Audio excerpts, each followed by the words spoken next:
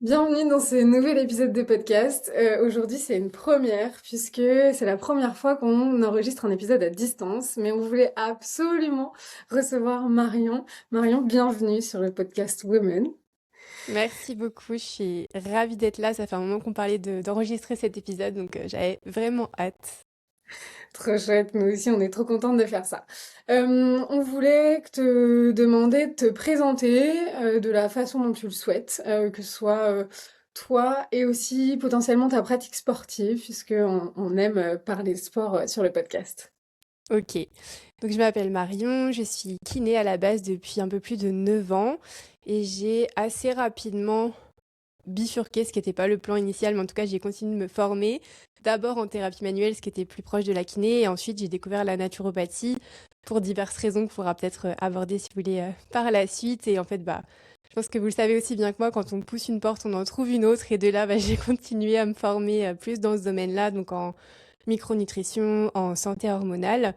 Et voilà, aujourd'hui, mon activité, je vis à Sydney, donc déjà, je vis plus en France, donc j'exerce vraiment plus comme kiné ou quasiment plus. J'ai vraiment des séances très ponctuelles. Donc aujourd'hui, tout ce qui tourne autour de la naturopathie, c'est vraiment mon activité principale. Et mon activité, elle se divise en deux partie, d'un côté, j'ai cofondé une école de naturopathie. Donc ça me prend, c'est vraiment la principale partie, je dirais, de mon activité, ou en tout cas un peu plus de la moitié. Et de l'autre côté, j'accompagne les sportifs. Déjà en tant que kiné, j'ai toujours été spécialisée en accompagnement du sportif.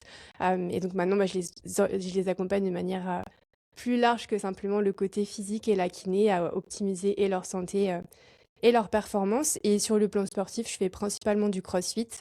J'aime bien varier, d'autant plus en vivant là à Sydney dans un cadre incroyable. J'avoue que quand il fait beau, je vais plus facilement aller courir, nager, mais voilà, globalement, plutôt crossfit en termes de pratique sportive.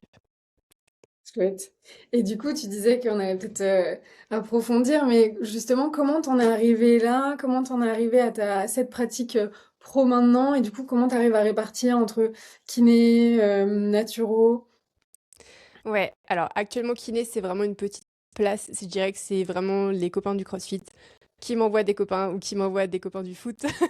Et c'est vraiment un petit réseau qui s'est fait comme ça, mais c'est pas une activité que je développe. J'aime toujours ça et à la base, le plan, ça a jamais été de quitter la kiné parce que vraiment, je me rappelle être diplômée et me dire je changerai jamais. Enfin, j'aimais vraiment faire ça. En fait, c'est un peu par la force des choses. Il y a des opportunités qui se sont présentées et j'ai vraiment aimer le côté santé naturelle et approche à 360. Comment j'y suis venue? Il y a deux raisons principales. La première, c'est des raisons professionnelles, parce que quand on accompagne des sportifs, on se rend compte qu'il y a des problématiques qui vont plus loin que ce qu'on peut traiter en manuel. Donc je dirais que c'était vraiment cette curiosité de pouvoir répondre aux questions sur les compléments alimentaires. Je me posais moi des questions aussi des sportifs qu'on voit toujours au cabinet et qui sont toujours blessés. Et on dit voilà, t'es très sympa, mais tu es tout le temps chez moi, ça n'est pas normal. Et donc j'avais conscience qu'il y avait des choses à faire en ayant un petit peu plus loin. Puis même en dehors des patients sportifs, tout ce qui est pathologie auto-immune, j'avais conscience qu'il y avait vraiment des choses à faire pour aller plus loin en santé. Et je crois que j'en ai encore plus pris conscience quand j'ai commencé à me former en thérapie manuelle, notamment viscérale, quand on commence à toucher un peu le ventre des gens et poser des questions, on se rend compte qu'il y a quand même pas mal de choses qui vont pas. Et la thérapie manuelle, c'est incroyable pour soulager à un instant T. Et pour autant, les personnes ont tendance à revenir pour ces problématiques. Donc, je dirais que c'est venu de l'envie de creuser et de la curiosité sur ce plan-là. Et ce qui m'a probablement fait passer à l'action plus vite, c'est que moi-même, j'ai commencé à vivre un petit peu tous ces symptômes, que ce soit de la fatigue chronique de plus en plus, euh, des troubles digestifs vraiment invalidants. Je pense que chez moi, c'était vraiment le facteur qui m'a fait passer à l'action parce que c'était plus possible. Des troubles hormonaux avec un cycle qui est jamais revenu quand j'ai arrêté la pilule, etc. Et ça a plus ou moins coïncidé avec la période où j'ai commencé le CrossFit.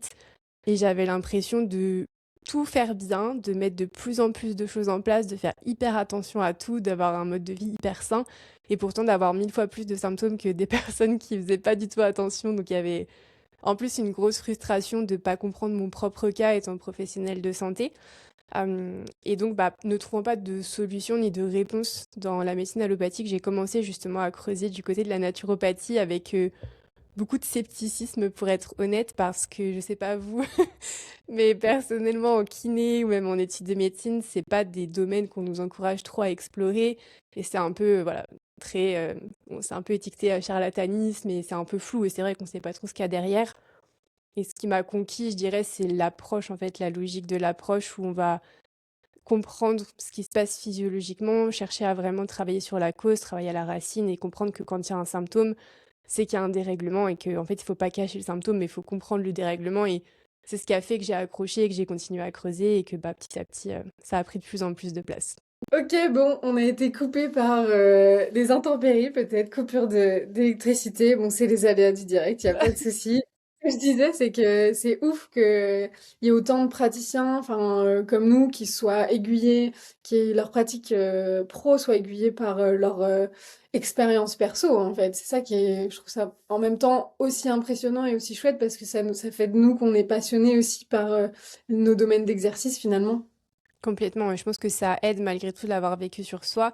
Je souhaite pas à tout le monde de tout expérimenter avant, mais c'est vrai qu'avec du recul, je me rends compte qu'il y a tellement de choses par lesquelles je suis passée moi et tellement de symptômes que j'ai eu qu'aujourd'hui bah, je les reconnais beaucoup plus facilement chez des sportifs.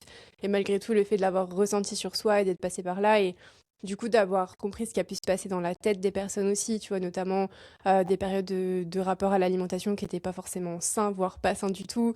Et je pense que ça aide d'avoir été dans ces baskets-là. Et ça crée peut-être une relation de confiance aussi parfois. Donc, et c'est quelque chose qu'on observe beaucoup avec l'école de naturopathie pour le coup. La majeure partie des élèves, quand on leur demande un petit peu, bah voilà, qu'est-ce qui vous amène ici et quelle est votre histoire par rapport à la naturopathie et pourquoi ce projet, une grande, grande majorité, c'est soit ils ont un proche qui a traversé des problèmes de santé, soit eux-mêmes ont traversé des problèmes de santé, n'ont pas trouvé de réponse, ont trouvé de réponse dans une approche comme ça différente de la médecine allopathique et du coup bah se sont dit voilà ça résonne complètement, ça me fait sens et aujourd'hui j'ai envie de me lancer là-dedans aussi. C'est marrant, ça résonne aussi pas mal avec nous en formation. En fait, on se rend compte qu'il y en a pas mal aussi, des fois, qui sont pas du tout formés en périnée, mais qui viennent pour trouver des solutions pour elles, et en se formant sur ce sujet, parce que justement, elles aimeraient aider davantage de femmes, dont elles. Et donc, c'est la première démarche qu'elles font, et je trouve ça hyper intéressant. Et c'est ce qui fait que souvent, elles sont un peu plus passionnées justement par ce sujet-là. Ouais, c'est vrai. Et nous, on l'a remarqué aussi vraiment sur ce que tu disais, ça fait écho. En fait, nous, dans nos prises en charge avec Lise, à chaque fois, on s'est rendu compte des fois qu'il y a des prises en charge où on n'allait pas jusqu'au bout, on se rend en fait qu'il y avait un frein vraiment dans l'évolution des symptômes. Limite, des fois qu'on régressait sans nous avoir vraiment comprendre les boutons, ce qui fait que ça marche pas. Et justement, on s'est renseigné pour travailler avec des personnes comme toi parce que on s'est dit, ok, il y a des choses sur lesquelles juste musculo-squelettique, on ne gère pas et que ça va beaucoup plus loin et que malheureusement, c'est pas trop enseigné dans nos cursus général, si on pourrait dire, et que c'est trop chouette parce que d'un côté, je trouve que ça fait un peu peur parce que ça ouvre un champ énorme sur lesquels nous, on s'est formé un petit peu, mais tu vois, on réoriente et trouver les bonnes personnes pour réorienter, en vrai, je trouve que c'est extrêmement difficile. Mais d'un côté, c'est trop bien parce que tu te rends compte que bah, des fois où tu as l'impression qu'en fait, tu peux plus rien pour la personne, il y a des solutions, sauf qu'en fait, on les connaissait pas à l'époque, hein. Pas du tout. C'est clair et personnellement ça m'a pris vraiment du temps. J'étais kiné du sport donc assez naturellement quand je me suis formée en naturopathie, je me suis dit, bah, trop bien, je vais me spécialiser en accompagnement du sportif. Et en fait, j'ai absolument rien trouvé. Donc, au fur et à mesure que j'apprenais des choses, je me disais, punaise, mais ça, je connaissais par cœur, entre guillemets, les problèmes des sportifs, parce qu'en plus, en tant que kiné, on a cette chance de passer du temps avec les patients. Donc, tu discutes, tu as plein de problèmes qui reviennent. Donc, les problèmes, je les connaissais. Quand j'avais des réponses aux solutions, je me disais, bah, nickel, ça répond à cette problématique. Et je me disais, lui, elle, lundi, on teste ça, on met ça en place. Donc, ça, c'était chouette. Et pour autant, il y a plein de choses où j'ai continué à creuser moi, en fait, vraiment wagon par wagon. J'ai fait ma formation initiale et après, bah, j'ai rajouté une formation sur le métabolisme et la thyroïde. Et j'ai fait moi les liens avec le sportif et vraiment sur le terrain, bah, j'ai observé, j'ai compris les liens. Après, je me suis formée autour de la mitochondrie. Je me suis formée autour du cycle menstruel avec une sage-femme. Donc, ouais, j'ai pas trouvé non plus personnellement une seule grosse formation. Moi, mon public, c'était les sportifs. J'ai un peu construit ma formation et c'est ce qui m'a amené d'ailleurs par la suite à fabriquer ma formation pour retransmettre ça aux personnes qui accompagnent des sportifs en me disant bah, tout ce travail que j'ai fait pendant des années, qui m'a pris wagon par wagon, test et essai, etc. Si jamais je peux faire gagner du temps avec ça, tant mieux quoi. Mais c'est vrai que le sportif, c'est et la sportive, c'est une patientèle chez qui il y a un besoin qui va être accru souvent. On a tendance à penser que le sport, par magie, ça va nous rendre en bonne santé. Et évidemment, ça supporte la santé sur énormément de plans. Le problème, c'est qu'il y a beaucoup de sportifs qui s'entraînent comme des sportifs, voire comme des sportifs de haut niveau des fois, et qui ont une hygiène de vie de personnes sédentaires. Et du coup, il y a un gap qui se crée dans les besoins du corps. Et là, bah voilà, il y a des choses à mettre en place et des choses à adapter pour rester dans une zone santé et puis continuer à performer aussi.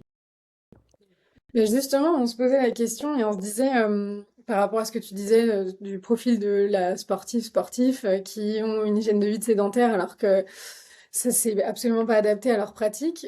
Quelles sont les erreurs que tu vois le plus, toi, du coup, chez les femmes que tu accompagnes et qui pourraient peut-être permettre de mettre la puce à l'oreille à celles qui nous écoutent justement par rapport à ça? Alors, je vais te répondre dans un premier temps en termes d'erreurs, et si tu veux, après, on pourra parler même de symptômes qui mettra peut-être encore plus la puce à l'oreille, parce que souvent, les erreurs, on a un peu tous tendance à se dire bon, c'est bon, je fais tout bien. Et quand on parle des symptômes, on fait ah, ça me parle en fait. En termes d'erreurs, il y a l'alimentation à laquelle on pense souvent, et pour autant, on ne sait pas forcément quand on zoome un petit peu qu'est-ce qui est déréglé. Donc, je dirais dans un premier temps, le fait de ne pas manger assez. Parce que quand on pratique un sport, ben, on va augmenter notre dépense calorique. Ça, généralement, ça fait sens au premier abord. Pour autant, on est un peu frileux en général à augmenter ses apports parce qu'il y a cette peur de prendre du poids. C'est souvent ce qui revient. Et au-delà de l'apport calorique général, il y a aussi la répartition en macronutriments où il va y avoir une carence, rarement un excès. Parfois un excès de protéines, par exemple, chez les personnes qui veulent vraiment construire du muscle, c'est un peu la seule catégorie. Sinon, on va avoir tendance à pas avoir assez de protéines, d'ailleurs plus souvent chez les femmes, et ou pas assez de glucides et ou pas assez de lipides. Lipides, ça va être la peur des calories en général parce que y a une densité calorique plus importante, donc il y a cette association qui est encore faite alors que les lipides, c'est ultra important pour la santé de manière générale. C'est bien, bien plus qu'une histoire de calories. Les glucides, pareil, c'est un côté prise de poids parce qu'il y a cette association glucides égale, ça va transformer en gras et en prise de poids. Donc je dirais qu'en erreur, ça reste une erreur principale. Et si on reste dans le domaine alimentation, au-delà des macronutriments, il y a aussi les micronutriments qui là, je trouve qu'on commence à en parler un peu plus.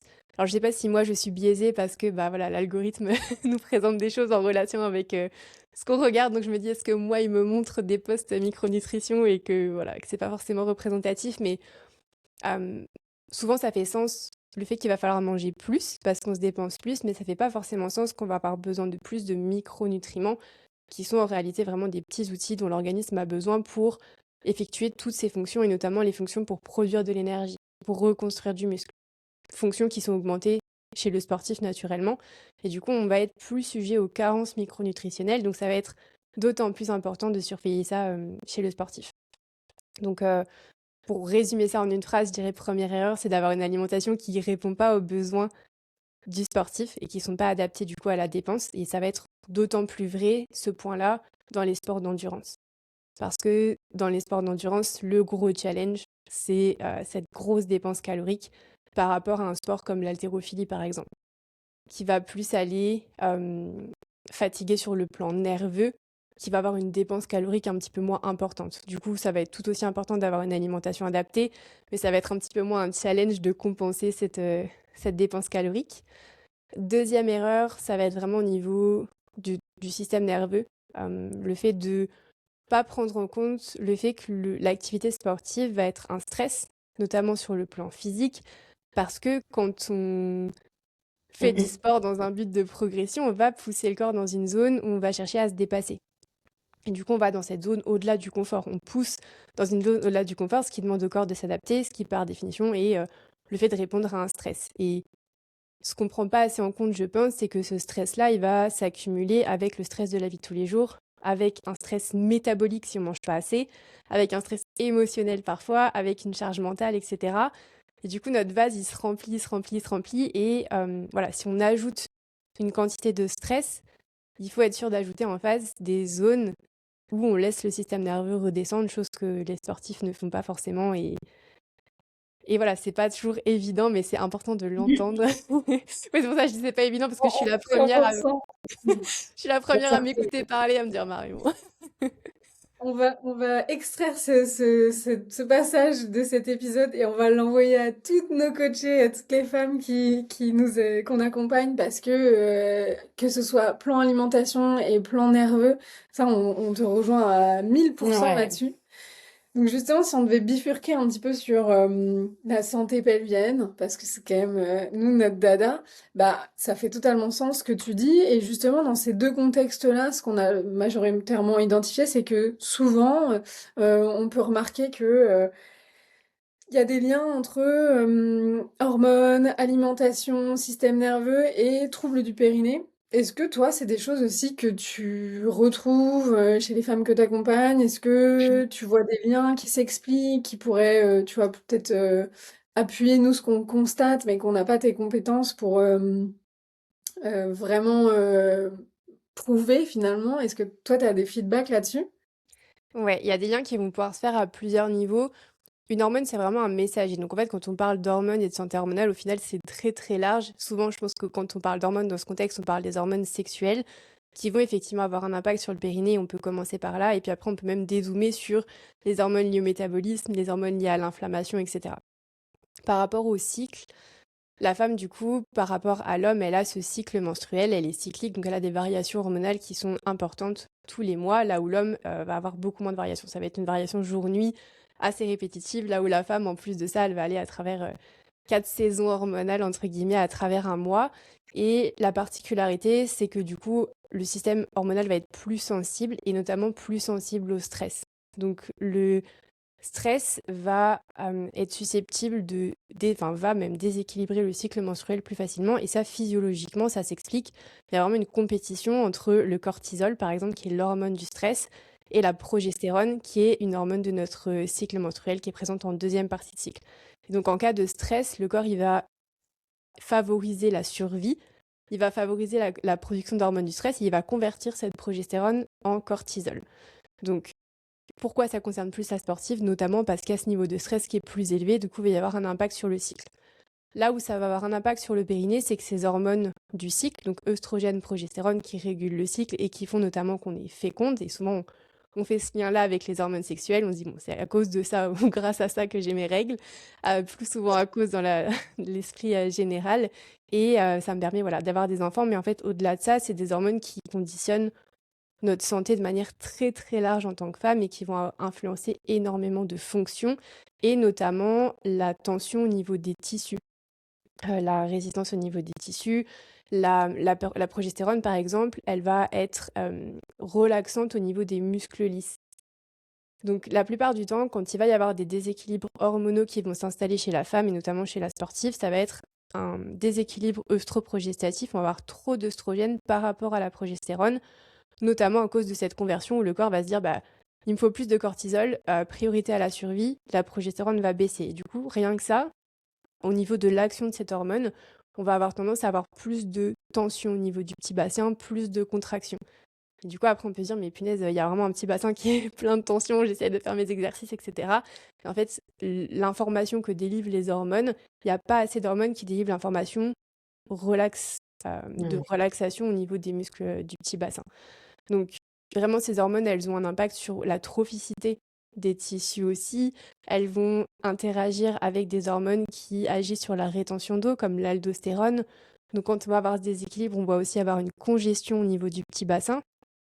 Et c'est là où, en fait, les hormones vont vraiment avoir un impact hyper important. C'est ces messagers qui vont délivrer un message d'un côté en excès. Et de l'autre côté, voilà, il va y avoir un déséquilibre qui va se créer et qui va entraîner ces symptômes.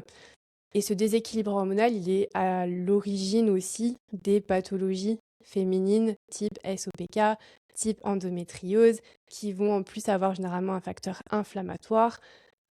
Et du coup, voilà, à nouveau, on revient à la base de ces problématiques qui vont avoir un impact sur le périnée. Et du coup, le fait de travailler sur les hormones, bah, ça va grandement aider à rééquilibrer le problème aussi. Donc c'est une combinaison toujours de facteurs. Chez certaines femmes, le facteur hormonal, il va être vraiment important. Chez certaines femmes, il va être absent ou minime. Mais en tout cas, c'est intéressant, je pense, de comprendre que ben oui, ça peut jouer dans la balance à ce niveau-là. Ces hormones-là, elles vont pouvoir aussi, elles vont avoir un rôle sur le transit notamment. Et je pense que c'est quelque chose que vous observez et que vous devez partager largement l'impact de la constipation sur le périnée. Donc que ce soit les hormones sexuelles, il va y avoir un impact là-dessus, que ce soit les hormones du métabolisme. Quand on a une thyroïde, par exemple, qui commence à ralentir, pareil, ça va favoriser une constipation qui, de manière plus ou moins indirecte, du coup, le lien entre les hormones thyroïdiennes et le périnée, bah voilà, on va avoir aussi des conséquences à ce niveau-là. Donc,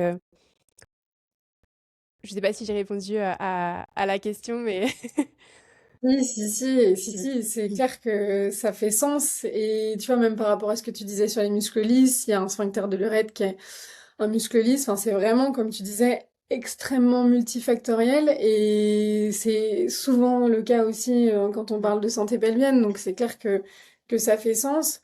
Après, pour rentrer peut-être un peu plus dans le concret pour les femmes qui nous écoutent, je sais pas ce que tu retrouves toi, si tu fais le lien entre santé pelvienne et avec les femmes que tu accompagnes, je sais pas si elles t'en parlent toi de leurs problématiques de santé pelvienne en plus de quand elles viennent te consulter. Mais nous, généralement, on voit deux profils où le contexte hormonal va influencer. Le premier profil, c'est des femmes qui sont sportives et qui sont plus à type de profil de déficience énergétique.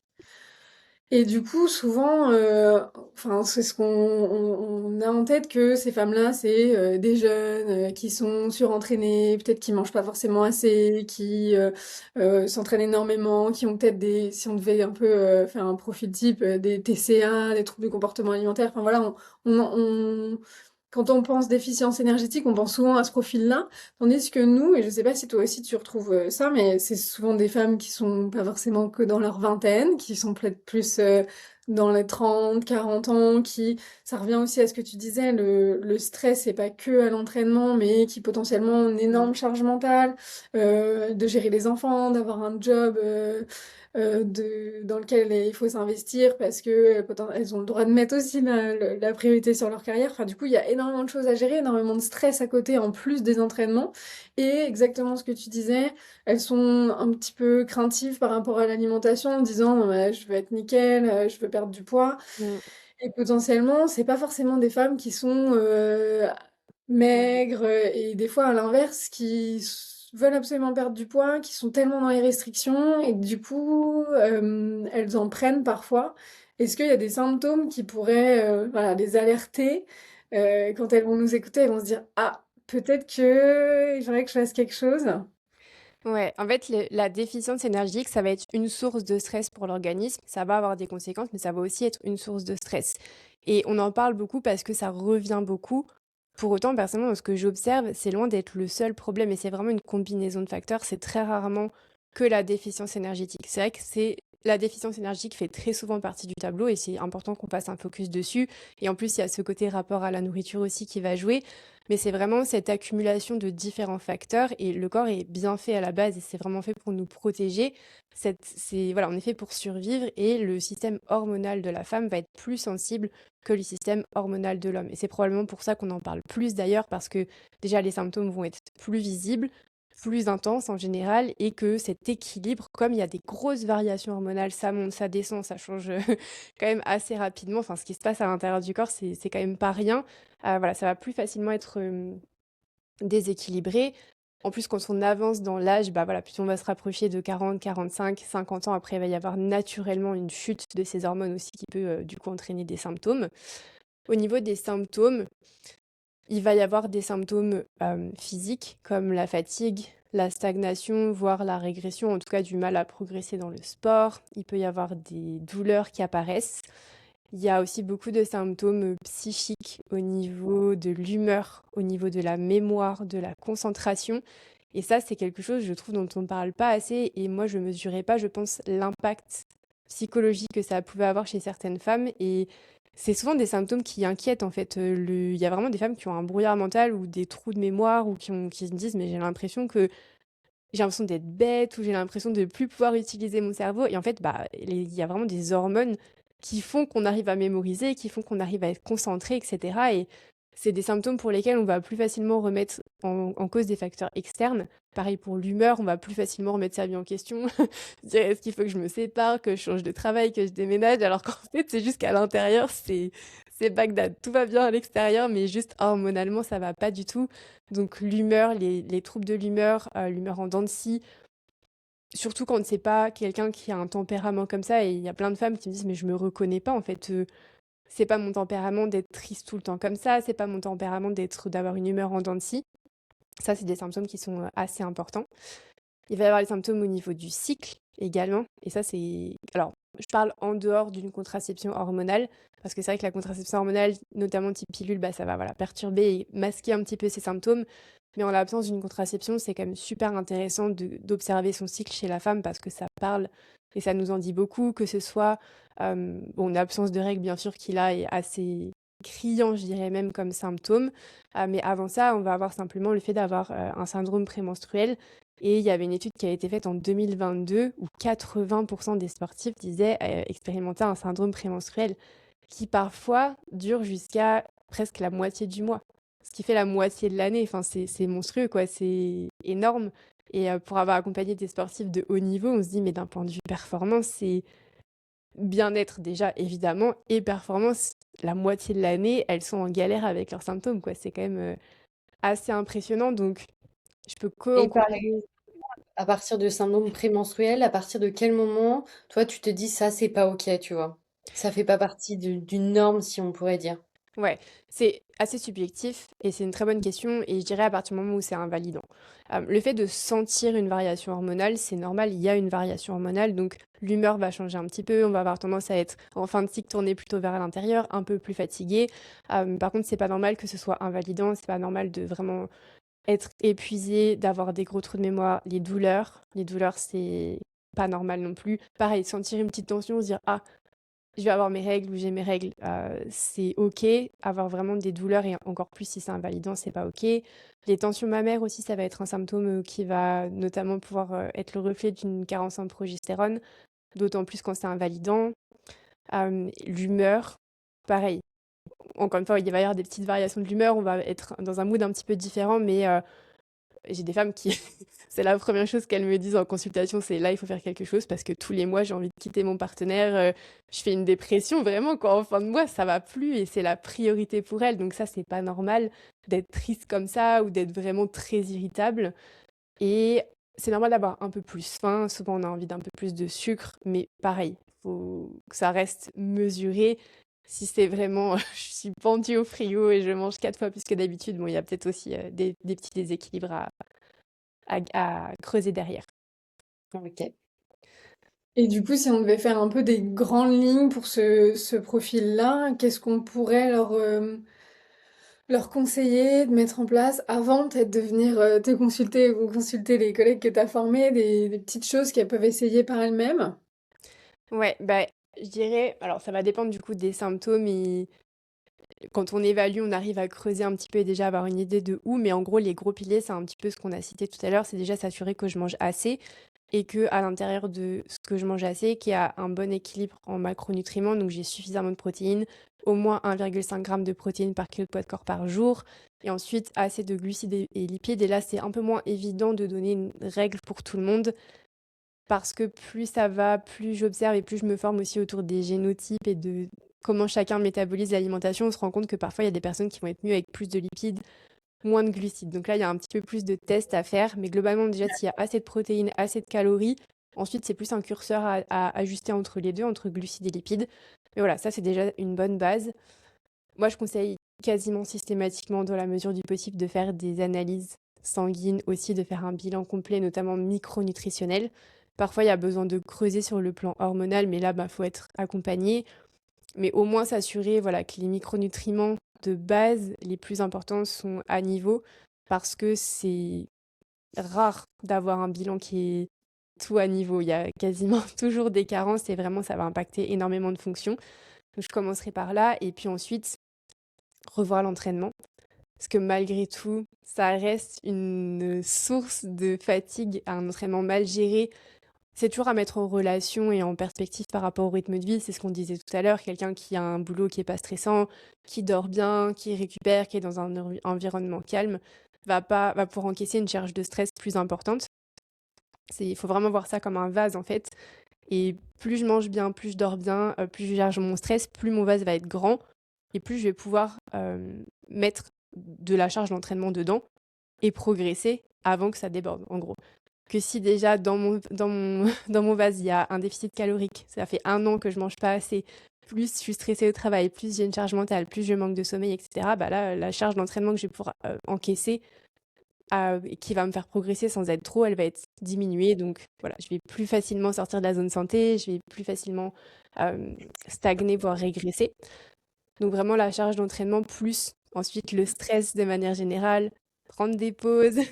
Un conseil que j'aime bien donner, c'est le dimanche soir quand on planifie la semaine, par exemple, juste s'assurer qu'il y a des jours où on récupère en fait, que ce soit d'un point de vue sportif, des créneaux où on fait rien, chose qu'on a perdu l'habitude de faire aussi, où on va se promener en nature, où on fait de la peinture, peu importe, mais on lit un livre, on va se faire masser, mais vraiment des activités qui permettent au système nerveux de passer en mode parasympathique et d'éviter cette chronicité en fait dans le stress et dans l'exposition au stress. Je suis désolée, Marion, il y a ma chienne qui est arrivée, elle nous fait une petite tour. Alors, c'est pour ça qu'on n'est pas très concentrés parce que elle fait n'importe quoi. J'ai déjà vu, Mais, c'est votre mascotte, je la vois passer en story des fois, et moi j'ai une... c'est très intéressant ce que tu disais, parce que souvent, quand effectivement on programme la semaine, on se laisse pas forcément assez de temps off. Et même dans les semaines où ça peut paraître difficile, et tu vois, on était en live avec les filles de l'accompagnement, enfin un accompagnement qu'on a à côté, pour les aider à trouver des solutions sur leur futur urinaire. Et puis on leur disait qu'en fait, c'est presque plus constructif de ralentir, tout en continuant à bouger, par exemple, faire une activité qui te fait du bien, ou juste aller marcher, ou juste se mobiliser, ou faire de la basse intensité, ça sera d'autant plus constructif pour, donc pas que pour le périnée, mais pour tout le système, le corps en général, de voilà, ralentir, laisser redescendre un peu toute cette augmentation de stress, que ce soit sur le nerveux, hormonal. Et c'est vrai que je pense que c'est tout bête, mais parfois des choses qui peuvent paraître bêtes sont des excellents tips de programmer dans sa semaine des temps off, quoi. Ce qu'on fait absolument pas. Pas du Ouais, tout. Ouais, ouais. Non, je mais ne c'est vous juge pas. C'est pas faute. Moi, tu sais, de m'entendre le répéter en consultation, j'essaie de le faire plus quand même. Moi, mon axe là en ce moment, c'est vraiment le sommeil où je suis pas exemplaire, mais en fait, je trouve que ces moments, si on les planifie pas, ils arrivent jamais. Enfin, moi, ce que je ouais. conseille même, c'est de limite les bloquer comme si c'était un rendez-vous médical. Tu sais, c'est le non négociable et à moins qu'il y ait vraiment une urgence vitale, c'est genre là, bah non, je suis pas disponible. C'est pas le truc qui passe après tout le reste parce que comme tu disais très bien, Lise, c'est vraiment qu'est-ce qui me sert actuellement, qu'est-ce qui me rapproche de mon objectif. Et pareil, on a tendance à avoir cette équation dans la tête de il faut que je m'entraîne plus pour progresser plus. Et on a beau se dire oui, je sais, j'ai entendu que c'est pas vrai, etc. Mais en pratique, c'est très dur de Oui, je suis d'accord. vraiment lâcher prise là-dessus. Et en fait, il y a des contextes dans lesquels, ben non, toi, enfin, ce dont tu as besoin pour progresser actuellement, ce qui te rapproche de ton objectif, même si ça peut paraître paradoxal, c'est le repos. Et des fois, je le répète genre 6 fois au cours de la consultation, je pense qu'elles doivent se dire, pareil, elle a des trous de mémoire, tu sais, mais c'est parce que c'est tellement dur à déconstruire. Et en fait, au niveau du système nerveux, c'est vraiment cette histoire du système nerveux autonome où on a 2 modes, en gros, un mode action, un mode sympathique, un mode repos, un mode parasympathique. Et les problèmes arrivent quand on dépasse la capacité d'adaptation de ce système nerveux à passer d'une branche à l'autre. Donc, soit quand il y a le côté chronique ou stress trop intense qui fait que le système nerveux il est tout le temps en mode sympathique, c'est vraiment ça, c'est vraiment l'intensité et ou la chronicité qui fait que c'est pas forcément hyper intense, hyper aigu, mais un peu tout le temps. Et ça, c'est piège aussi parce qu'on se dit, il y a beaucoup de sportifs qui vont du coup jamais prendre de jours de repos, qui sont fatigués et qui vont tout le temps s'entraîner un peu dans le gris. Genre, ils se reposent jamais vraiment, ils poussent pas, donc ils se disent, bah ça va, je m'entraîne pas, j'ai levé le pied, mais en fait, tu t'entraînes, enfin, c'est tout le temps, tout le temps, tout le temps. Il n'y a jamais de phase où tu récupères non plus. Donc, c'est bien penser à la fois à l'intensité et au côté chronique. Ce dont le système nerveux a besoin, c'est vraiment cette alternance d'activité qui va activer une branche et l'autre branche. Et comme on fait les liens, enfin vraiment, tout ce qui impacte le système nerveux va impacter le cycle menstruel chez la femme pour nous protéger. Tout ce qui impacte le cycle va impacter le périnée. Donc toutes les personnes qui font appel à vous sont entièrement concernées par tout ce qu'on vient d'énoncer. Ça nous fait vachement écho, tu vois, parce que, bon, nous, on est des profils un peu foncés, et du coup, c'est pour ça que je rebondissais sur se bloquer du temps off dans la semaine, parce que nous, à partir du moment où il nous arrive rien, on est du genre à s'entraîner dans ce gris, tu vois. Et c'est une fois qu'on se prend un mur, qu'on se dit, ok, qu'est-ce qu'on a fait de travers? Et là, bah, moi, je pense que la période du moment, c'est exactement la période dans laquelle on est On est et qu'on dedans. vient de traverser. Et pour te donner un exemple, et je pense que c'est bien aussi qu'on le dise pour les femmes qui nous écoutent, c'est que, Ouais. genre, même nous, on a l'impression des fois que tu vois, sur les réseaux, pourtant on essaye d'être au maximum transparente, mais qu'on est tout le temps en train de s'entraîner et tout. Et c'est pareil, ce qu'on disait lundi soir aux filles qu'on avait vues en live, on leur a dit, aujourd'hui, on ne s'est pas entraîné, Mm. on a juste été marcher. Et pour une fois, donc ça, on progresse, Ouais. on s'est écouté en se disant, ok, là, ça va pas le faire. Et je pense que ça a été plus constructif pour notre semaine et puis pour les mois Mm. à venir et que nos entraînements enfin, ça va nous remercier plus tard d'avoir réussi à faire ce petit step back pour progresser derrière. Et C'est puis, bien qu'on le dise là, comme ça on est obligé de le refaire. mm. Et Maintenant, vous puis, devez des comptes à toute votre communauté de ouais. filles. Mais non, mais je trouve ça hyper intéressant parce que c'est vrai que on n'a pas en tête, on se dit, voilà, faire de l'activité physique, c'est de la santé. Après, il y a une autre branche quand on va un peu dans de la performance et on prend pas en compte vraiment, comme tu l'as dit, et les femmes qu'on accompagne, c'est exactement pareil, que ok, l'activité physique, ça reste quand même très bénéfique, mais un stress. Et donc, en parallèle, bah, quand on a une vie normale, qu'on travaille, qu'on n'ait pas aussi, des fois, la chance d'être sportif de haut niveau, d'avoir des temps de sieste dans la journée, des temps pour réellement récupérer, rien faire, bah, en fait, notre corps, il peut pas tout faire et que, des fois, même si c'est très frustrant, je trouve, il va falloir prioriser. C'est-à-dire que si on a un gros rush, je t'écoutais en parler une fois sur un podcast, un gros rush boulot, bah, se dire, ok, peut-être un peu moins entraînement. Là, la priorité, ça va être sur le boulot. Ça veut pas dire que je ne m'entraîne pas, mais je vais adapter pour mettre moins de stress à mon corps. Et peut-être que des fois, je vais inverser, mais que, en fait, on peut pas être toujours à fond partout parce que, en fait, c'est pas possible. La machine, au bout d'un moment, elle dit stop. Exactement. Et c'est là où le plaisir va aussi être un repère important, je trouve. Il y aura toujours des jours où tu n'as pas envie d'aller t'entraîner, etc. Mais si tu perds le plaisir dans ton entraînement, c'est quand même un symptôme qui, je trouve, faut écouter aussi, qui est assez important. Et c'est vrai qu'on a, je pense, tendance, et tous, et je vous rejoins complètement dans le club du «Ah, je me reconnais dans mes propres propos» parce que c'est hyper facile de glisser. Et je pense que c'est pour ça que j'aime autant accompagner des sportifs parce que c'est un profil avec lequel je résonne à 100%. Et je dirais que l'être humain, de manière générale, attend d'être au pied du mur pour réagir. Je dirais qu'au sein de ça, le sportif est une espèce particulièrement douée pour ça, tu vois, qui va vraiment attendre. Et déjà en kiné, le patient qui va arriver et qui va dire oui, alors ça fait 6 mois que j'ai mal, j'ai compé dans 3 jours, il faut que tu me répares. Bon bah voilà, moi j'ai toujours aimé ce côté challenge avec les sportifs, mais c'est vrai que plus on prend le problème tôt, moins c'est long à réparer. Et ça, c'est voilà, pareil, c'est quelque chose que je répète, mais une fatigue hormonale, une fatigue nerveuse, si ça fait des années, des mois qu'elle est là, ça va être plus long à rééquilibrer que si tout de suite on sait repérer les symptômes. Et c'est un peu enfin, ce pourquoi je me bats, entre guillemets, et ce que j'essaye de faire en termes de travail d'éducation, d'apprendre à comprendre tout de suite les symptômes et pas regarder à l'extérieur comment s'entraîne le voisin, est-ce que dit la prog, est-ce que je suis censée manger sur le papier, mais qu'est-ce que dit mon corps, comment je réagis, comment est mon niveau d'énergie, comment je progresse, comment je me sens, et combiner ça et toujours voir un peu comment le corps réagit pour garder, pour rester dans cette zone d'adaptation justement et se dire est-ce que là, je me rapproche de mon objectif ou est-ce que je m'en éloigne. Parce qu'au final, c'est le corps le meilleur juge pour ça. Il y a plein de choses qui vont jouer. Il y a la période de l'année, il y a la prog en question, il y a ce qu'on vit dans notre vie en dehors. Enfin, il y a énormément de facteurs et je trouve que le fait de savoir comprendre et repérer les symptômes, du coup, ça permet, peu importe ce qui se passe à l'extérieur, de toujours savoir voilà, ce qui nous convient ou pas. Il y a le sommeil peut-être dont on n'a pas parlé aussi.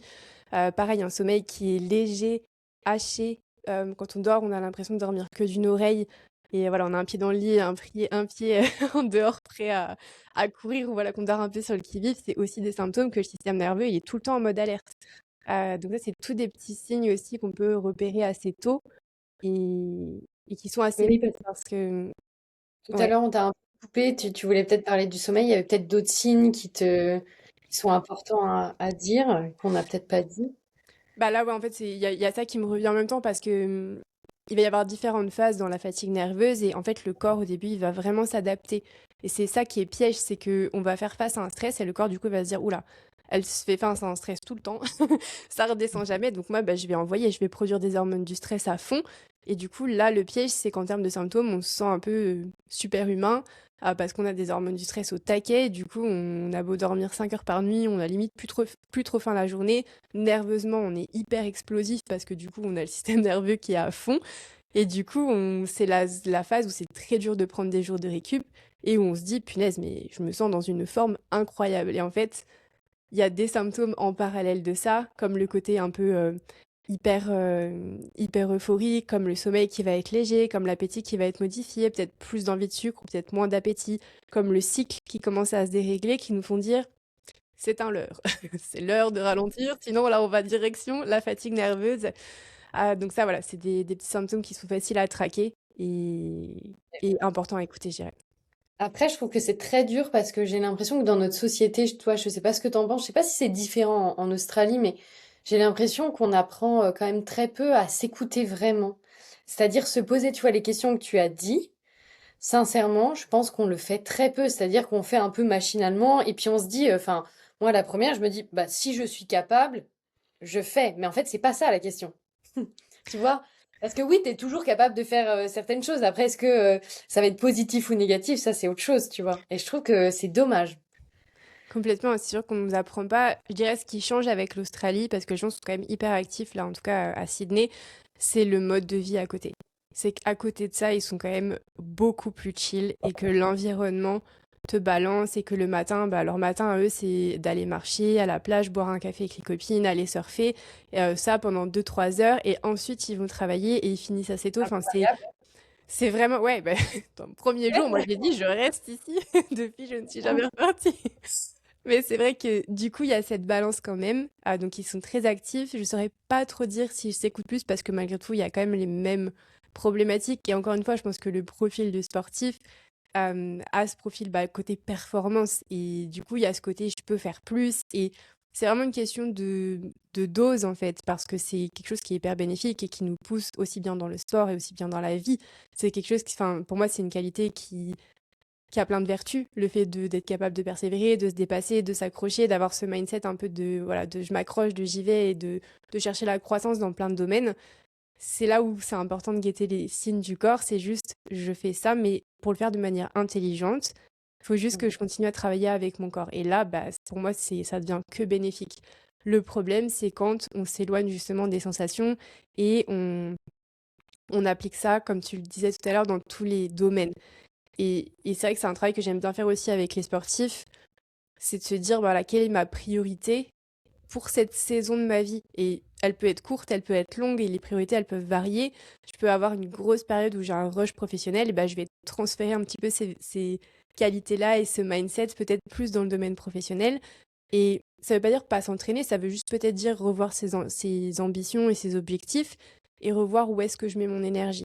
Et si je sens que là, je dépasse mes limites, où est-ce que je diminue un petit peu l'énergie que j'investis en fonction de ce qui est important pour moi. C'est de me dire, là, je sens que mon corps a du mal à suivre, bah, c'est sur l'entraînement que je vais faire un compromis et pas sur mon entreprise qui, à ce moment-là, est ma priorité. Ou à l'inverse, si mon objectif dans cette saison de ma vie, c'est être performant, je me suis lancé un défi sportif et j'ai envie de le cartonner à fond, c'est de se dire, ok, ben, il y a des choses pour lesquelles je vais dire non professionnellement, ou je vais m'organiser un petit peu différemment au niveau de ma famille. Et je pense que c'est hyper important d'être au clair sur ses valeurs et ce qui nous rend heureux, en fait, ce qui participe à notre épanouissement à cette saison de notre vie, dans la mesure du possible. Bien sûr, il y a des choses qu'on ne contrôle pas et il faut en tenir compte, mais je pense que c'est le meilleur moyen de rester en bonne santé, d'avoir un équilibre qui nous nourrit et qui fait qu'on est épanoui et du coup ouais, de rester dans cette zone santé et performance dans tous les domaines et pas que dans le domaine sportif parce que c'est toujours une image complète, quoi. C'est jamais que un domaine isolé. C'est clair, très intéressant. J'espère que du coup, toutes celles qui vont nous écouter vont réussir à prendre ce temps pour se poser, faire le point sur un peu les priorités du moment et puis accepter de ralentir sur certains aspects, comme tu disais, par contre, dans la mesure du possible. Il y a un profil de femmes qu'on n'a pas trop abordé, mais qui sont aussi pas mal à nous écouter. C'est des femmes qui sont un peu plus mûre, on va dire, mature. La période de la périménopause, ménopause, alors je sais que c'est hyper complexe de donner un peu des recettes comme ça, mais je pense que il faut qu'elles appliquent le même raisonnement que tout ce qu'on vient d'énoncer et appliquer tous les critères sur l'alimentation, le sommeil, l'hydratation.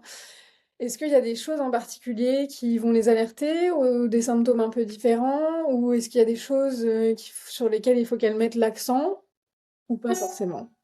Globalement, ça va être les mêmes consignes, enfin les mêmes focus à faire. C'est juste que la périménopause, on va naturellement avoir une diminution des hormones féminines. Donc on va avoir cette perturbation qui arrive de manière physiologique. Là où c'est encore plus important d'avoir cette gestion du stress, c'est que lorsque l'activité ovarienne ralentit, voire s'arrête par la suite, ce qui prend le relais à beaucoup plus petite dose, c'est les glandes surrénales. Donc c'est vraiment le système nerveux en quelque sorte. Donc la ménopause et périménopause et la façon dont on vit cette période, elle se prépare bien à l'avance justement en prenant soin en gérant son stress, en prenant soin de son système nerveux, de sa santé hormonale, parce que du coup on arrive à la périménopause avec un système nerveux qui est capable de prendre le relais et qui n'est pas complètement à plat avec je suis déjà en train de survivre nerveusement entre guillemets, je peux pas en plus produire des hormones sexuelles. Je caricature. Je caricature, mais globalement, c'est un petit peu ce qui se passe. Donc vraiment gros, gros focus sur le côté gestion du stress. En termes de symptômes, on va avoir en premier les dérèglements du cycle. En général, on peut avoir plus d'irritabilité. En fait, tout ce qui va être lié à la chute hormonale, plus d'irritabilité. Euh, Ça peut être intéressant de se faire accompagner sur ce plan-là, du coup, pour aller soutenir un petit peu les différents niveaux hormonaux. Et là, il faut se faire accompagner parce qu'il faut comprendre un petit peu ce qui se passe déjà, quelle est la balance ou au contraire quel est le déséquilibre hormonal et où est-ce qu'il va falloir aller soutenir. Mais en tout cas, c'est important, je pense, de savoir qu'il y a des choses qui existent. Et c'est là où je trouve que le domaine de la santé féminine, c'est là où la naturopathie, c'est incroyable parce que on est très limité en médecine allopathique sur ce plan-là. Et on a un petit peu soit rien, soit remplacement des hormones par des hormones de synthèse ou la pilule. Et en fait, il y a une zone grise dans laquelle est malheureusement, je dirais, la plupart des femmes, où il y a assez de symptômes pour que ça soit invalidant. On n'a pas forcément envie de prendre des hormones, où il n'y a pas assez de symptômes pour devoir prendre des hormones. Et du coup, ben, voilà, il n'y a pas grand-chose. Là où, avec une approche holistique et en santé naturelle avec des outils comme la phytothérapie, déjà on va agir sur tous les piliers dont on a parlé jusqu'à maintenant qui vont faire que le corps il est beaucoup plus capable de produire ses hormones correctement. Et en plus, on a des outils en phytothérapie à utiliser correctement, avec prudence, etc., mais qui vraiment font une différence sur la qualité de vie qui va être énorme. Et ce qui se passe, c'est qu'il y a aussi une gestion de la glycémie qui est un petit peu plus instable à cette période. Donc ça va être d'autant plus important de... Parfois, il y a des petits ajustements à faire au niveau de l'alimentation parce que par rapport à ce qu'on mangeait avant, l'information hormonale va faire que les glucides, par exemple, vont pas être gérés de la même façon. Donc des fois, il y a des petits ajustements à faire chez la femme parce que leur corps va pas décider de la même chose qu'avant pour une même assiette. Donc ça peut voilà, être quelque chose qui perturbe un petit peu aussi. Et puis naturellement, on va avoir tendance à perdre de la masse musculaire, donc ça va être très important de faire un focus sur les protéines, encore plus à cette période de la vie, et de faire un focus sur le renforcement musculaire. D'ajouter une activité musclante avec de la charge et d'une activité en résistance pour maintenir cette masse musculaire qui est importante pour plein de fonctions d'un point de vue santé et qui va en plus impacter cette bonne régulation du sucre dont on parlait avant. Ça, c'est vraiment trop chouette que tu insistes là-dessus parce que c'est vrai qu'il y a beaucoup l'image des femmes que en mangeant des protéines et en faisant un petit peu de renforcement musculaire, on va devenir un peu bodybuildé. Et en fait, je pense que j'avais adoré un réel que tu avais fait où on est biaisé par les réseaux sociaux, où des fois on voit des femmes très musclées et en fait on se rend pas compte que d'une, certaines, ça fait des années qu'elles font énormément de renforcement musculaire avec des charges élevées, etc. Et que ça s'est pas fait du jour au lendemain. Mais au-delà de ça, que certaines aussi sont très fit et que c'est pas de la bonne santé. Je trouve, parce que en fait, on est Mmh. hyper biaisé par ça en voyant, en se disant, voilà, déjà si je mange des protes, oh là là, je vais devenir musclé, alors que malheureusement, moi j'aimerais bien que ça nous arrive plus facilement. C'est beaucoup plus dur pour une femme de prendre autant du muscle par rapport, enfin j'ai l'impression par rapport aux hommes. Et puis des fois, ce qu'on voit en fait, c'est pas de la bonne santé. Il y a tellement de shapes de femmes qu'on voit, on se dit oh là là, j'aimerais ce corps. Enfin voilà, c'est mis assez en avant par la société, et en fait, Mmh. elles sont pas en bonne santé. Complètement. C'est vraiment chouette que tu repartages ça et C'est vrai que du coup, c'est pas évident parce que c'est pas quelque chose que les femmes vont beaucoup partager sur les réseaux. Il y en a quelques-unes et, et je repartage quand c'est le cas parce que c'est vrai que pour le coup, moi, c'est vraiment quelque chose que je vois très souvent et que j'ai vécu encore une fois, hein, ce côté je veux moins de masse grasse, etc. Et en fait, mon cycle il est complètement déréglé. Et combien de fois j'ai des personnes, tu vois, ça m'est arrivé récemment avec une personne avec qui je m'entraînais, je me rappelle, il y a vraiment plusieurs années, je me disais, punaise, mais elle est hyper sèche. Et je me rappelle qu'à ce moment-là, c'était un peu mon objectif, quoi. Je m'étais dit, oh, quelle shape. Et elle m'a écrit récemment en me disant, ça fait 8 ans que j'ai pas mes règles, tu vois. Et ça a été un exemple de plus où je me suis dit, il y a énormément, énormément de femmes pour qui c'est le cas. Et effectivement, quand on voit une shape, et on n'a pas tous la même morphologie, je dis pas qu'on peut pas être sèche et en bonne santé, pas du tout. Mais il y a beaucoup de personnes chez qui on regarde le physique, mais on regarde pas la libido qu'elles ont derrière. Symptôme qu'on n'a pas cité non plus, mais pareil. Pire. C'est bien, on en rajoute au fur et à mesure. On voit pas la libido, on voit pas l'humeur, on voit pas les capacités de concentration, on voit pas comment elles se sentent dans leur tête. Et c'est important de dézoomer de juste ça et de, pareil, redéfinir ce que c'est que la santé à notre sens. Est-ce que c'est juste de rentrer dans un physique? Et il y a aucun jugement dans ce que je dis. Encore une fois, je suis passée par là et c'est très dur de pas être biaisé dans une société comme aujourd'hui. Mais voilà, prendre le temps de redézoomer et de dire comment je peux travailler avec mon corps, comment je peux visualiser cette version de moi qui est pétillante, qui a de l'énergie, qui a des cheveux en bonne santé, qui a une peau en bonne santé, qui a de l'énergie pour faire ce que j'aime dans la vie, qui prend du plaisir à m'entraîner, où voilà, l'entraînement c'est pas ni une punition, ni ouais, juste un endroit où si je fais pas assez, je perds en confiance en moi, etc. Et ça peut paraître éloigné de l'étiquette de mon métier, entre guillemets, et pour autant, j'ai la sensation des fois qu'en consultation, c'est ça qui va presque faire la plus grosse différence parce que le déclic qui va se faire à ce niveau-là, et du coup, le pourquoi je m'entraîne, le pourquoi je mange, euh, va complètement changer. Et c'est là où on va réussir à avoir des changements aussi. Donc, je pense que ça a sa place dans cet échange. Donc, merci de l'avoir replacé.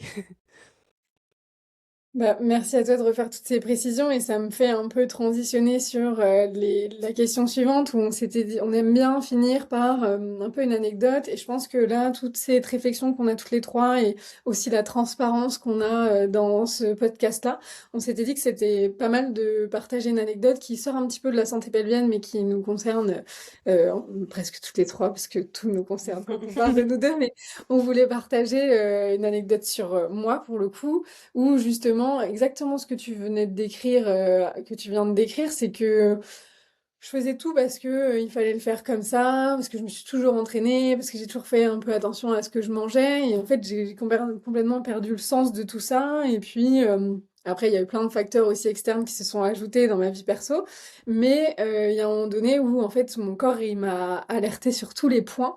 Et du coup, ça nous importait d'en parler aujourd'hui pour se dire, voilà, à quel point c'est important de s'écouter et de faire attention à même des symptômes un peu de prémisse Mm. avant d'en arriver aux troubles hormonaux, avant d'en arriver aux troubles digestifs, et que ça paraît des fois un peu bête, mais de se dire, ok, aujourd'hui je vais m'écouter et je vais me demander pourquoi je fais ça, parce que on en reparlait encore cette semaine, mais il y a eu on se souvient d'un entraînement avant que je fasse des consultes avec toi, Marion, où on va s'entraîner avec Laura parce que c'était comme ça, c'est notre quotidien.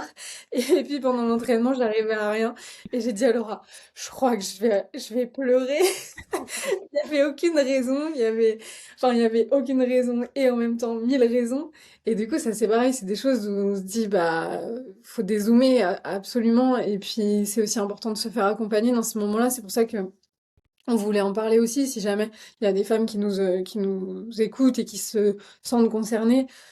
Des fois, on peut se sentir seul, on sait pas par où commencer, et du coup, c'est vraiment chouette, et encore une fois, merci, mais de tomber sur des professionnels, tu vois, comme toi, Marion, qui ont cette vision holistique Mm. et qui sont capables de tout écouter, et où nous, tout est noué. Quand on faisait l'entretien, je me souviens que je te disais, je te racontais plein de choses, et je me disais, elle va jamais s'en sortir avec tout ce que je lui raconte, et je voyais bien que toi, au fur et à mesure, ça allumait des lumières, et que voilà, pour toi, ça faisait sens, donc c'est vraiment important de se faire accompagner dans ces moments-là, je Et pense. puis de trouver, malheureusement, je pense que c'est pas toujours évident, mais si vous trouvez que des professionnels ne vous écoutent pas Mm. et que la réponse à vos questions, vous avez l'impression elle n'est pas la bonne, c'est-à-dire je vais voir un médecin parce que j'ai plusieurs symptômes et la seule chose qu'il me donne, c'est un médicament, et que vous avez l'impression que c'est pas en cohérence avec ce que vous voulez, je sais que c'est dur, mais n'hésitez pas à creuser, à aller voir des professionnels. Maintenant, on a une chance quand même par les réseaux d'avoir des professionnels aussi un peu variés, à distance, d'aller justement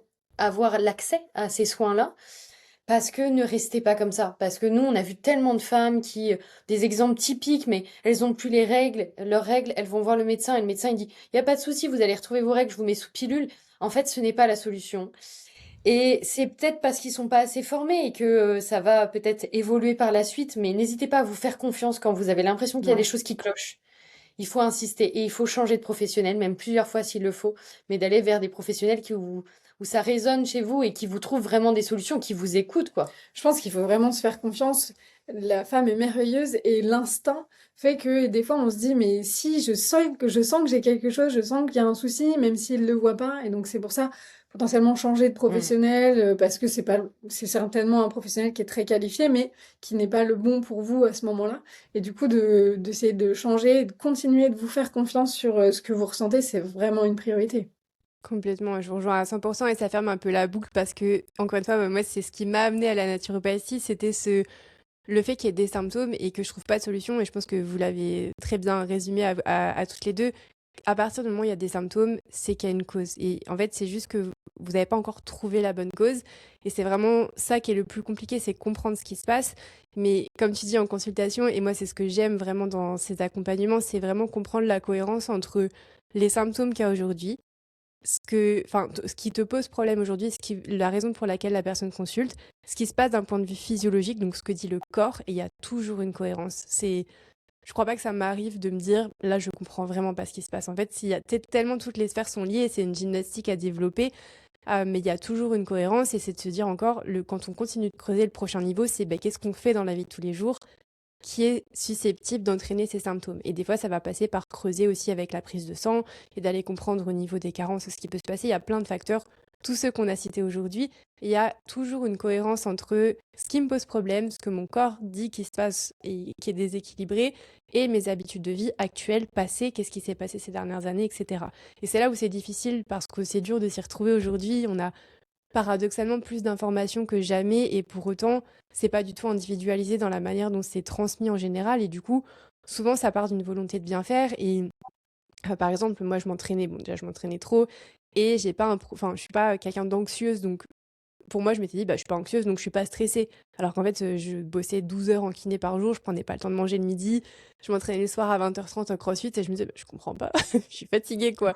Et à côté de ça, d'un point de vue alimentaire par exemple, je mangeais hyper sain mais dans le sens où du jour au lendemain j'ai rempli mon assiette de fibres, j'ai voulu manger bah, pareil trop de protéines et en fait j'ai pas du tout été progressive, j'avais pas une alimentation qui était adaptée à ma capacité donc il y a toujours une cause et je vous rejoins complètement sur le message de voilà, faites-vous confiance et continuez à chercher s'il y a des symptômes, c'est jamais dans votre tête. Et c'est juste que bah, il faut trouver la bonne cause et rééquilibrer les bons curseurs. C'est pas des trucs de fou en général, c'est juste la bonne combinaison de curseurs et trouver le bon ordre d'importance, parfois les bonnes plantes. Et j'ajouterais juste aussi ne pas s'arrêter à il n'y a rien à la prise de sang. Parce que ça, c'est tellement classique. Ouais, c'est même fatigant parce que, en plus, déjà, ils vont pas très loin souvent sur les marqueurs. Et puis là, tu dis, non, mais ça ne veut rien dire. Oui, il y a pas peut-être des trucs alarmants directs au premier abord, mais c'est pas suffisant.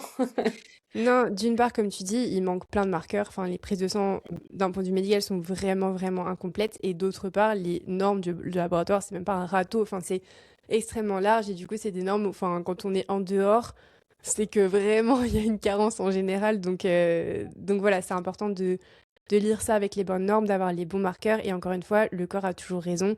Et on ne sait pas tout, on maîtrise pas tout. Et important de toujours bah, revenir aux symptômes et se faire confiance à nouveau. Donc, ouais. On est alignés là-dessus.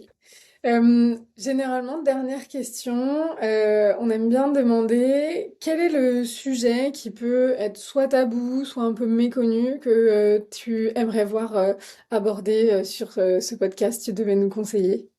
Alors, je sais pas si vous avez déjà creusé justement le sujet du cycle menstruel et de l'importance des dérèglements, tout ce qui est aménorrhée, etc. Ça peut être un sujet intéressant. dans tabou, ça me fait penser aux troubles digestifs parce que c'est un sujet qui est gênant en général et qu'on n'aime pas trop parler de ballonnement, de gaz, etc. Et pour autant, c'est tellement un pilier important et qui va avoir un impact sur le périnée que je pense que ça peut être intéressant aussi de zoomer là-dessus et de se pencher sur le lien entre les troubles digestifs et les troubles du périnée et même les troubles digestifs et toutes les problématiques qui peuvent en découler chez les sportifs. Donc c'est les deux sujets-là qui me viennent en tête. Ok, merci beaucoup. C'est vrai que pour le coup, nous, la constipation, c'est pas forcément un tabou dans les échanges, mais par contre, c'est clairement un sujet, le digestif, hein, clairement un sujet qu'il faut creuser et qui mérite plus de discussion. Donc, merci beaucoup. Donc, Eh parfait. ben, en tout cas, merci pour ce temps passé ensemble. C'est toujours un plaisir. Merci à toutes celles et ceux, on espère, qui nous auront écoutés, qui sauront encore apporter plus de clés à leur entourage ou pour celles chez qui ça va déclencher peut-être des petits déclics. Encore une fois, n'hésitez pas à vous faire accompagner. Justement, Marion, sur quel réseau on peut te retrouver pour celles qui cherchent peut-être à te contacter?